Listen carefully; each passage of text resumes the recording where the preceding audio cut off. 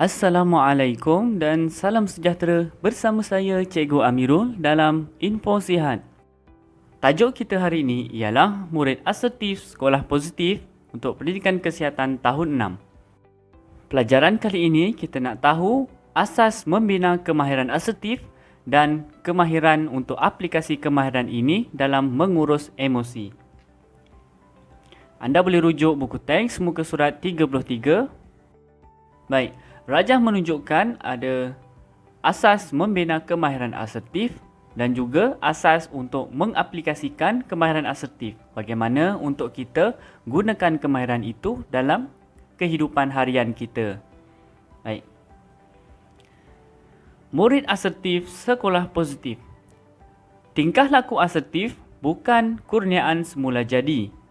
Sebaliknya, kemahiran ini perlu dibina. Kemahiran asertif mantap apabila kamu bijak mengaplikasikannya mengikut situasi emosi yang dihadapi.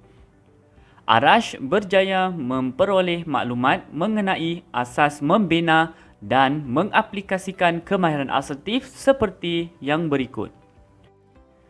Asas membina kemahiran asertif. Yang pertama, nyatakan apa yang kamu lihat.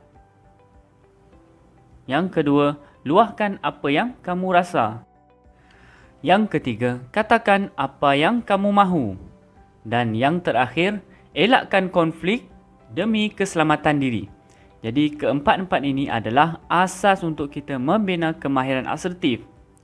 Jadi bila kita ada ilmu tentang apa itu kemahiran asertif, barulah kita boleh aplikasikan kemahiran asertif. Baik, kita lihat satu persatu asas mengaplikasi kemahiran asertif dalam kehidupan harian kita. Baik, yang pertama, kenal pasti cara pengurusan emosi kita.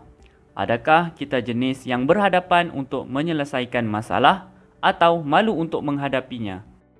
Orang yang sanggup menghadapi masalah, berdepan dengan masalah, dia mesti ada rancangan. Dia perlu bersedia dengan apa yang dihadapinya.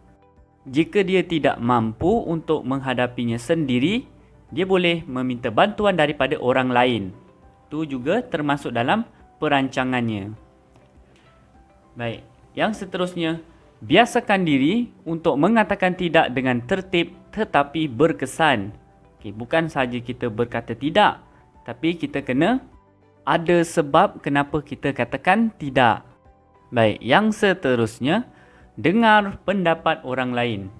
Baik, setiap orang mesti ada pendapat masing-masing. Jadi kita perlu dengar pendapat orang lain juga supaya kita dapat menjaga hak mereka dan hak diri kita sendiri.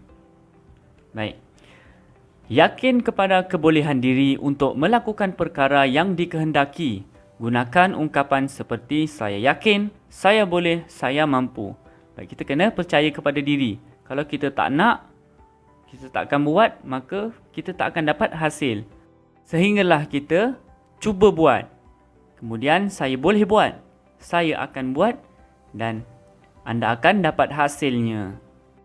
Dan ini adalah lebih baik berbanding kita tidak melakukan apa-apa tindakan. Baik, yang seterusnya, pertimbangkan hak diri sendiri. Pada masa yang sama, terima hakikat bahawa orang lain juga mempunyai hak mereka sendiri. Jadi kita kena keutarakan pendapat kita dan pendapat orang lain juga kita tak boleh ketepikan. Kerana mungkin pendapat kita kurang sesuai berbanding dengan pendapat orang lain yang lebih sesuai dan lebih tepat. Jadi kita kena jaga hak masing-masing.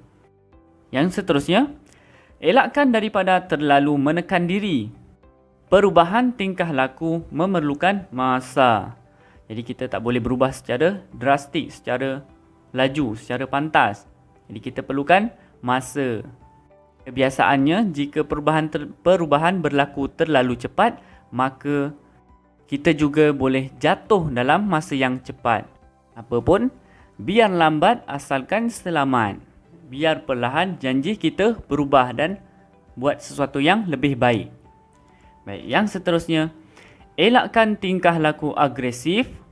Kita tidak akan sentiasa dapat apa yang kita mahu, tetapi Perkara ini adalah biasa dalam kehidupan manusia. Baik, kadang-kadang kita terlalu agresif ataupun terlalu cepat nak marah apa yang kita tak dapat. Kita kena ingat, kita akan dapat apa yang kita perlu, bukan apa yang kita mahu. Sebab kadang-kadang apa yang kita nak tu tidak elok untuk kita, berbanding benda yang mungkin kita pandang benda tu tak baik ataupun kita tak nak, tapi benda tu yang kita sangat-sangat perlu dalam kehidupan harian kita. Baiklah, jadi ini adalah penerangan tentang mengurus emosi diri dengan tepat dan betul. Kita kena ada asas untuk membina kemahiran asertif, kemudian barulah kita boleh aplikasikan untuk kita lakukan dalam kehidupan harian kita. Dan barulah kita dapat membentuk jiwa yang ada asertif, diri yang hebat, diri yang berkarisma yang boleh menjadi contoh kepada orang lain. Baiklah, itu sahaja perkongsian saya pada kali ini. InsyaAllah kita jumpa lagi pada video yang akan datang. Assalamualaikum warahmatullahi wabarakatuh dan salam sejahtera.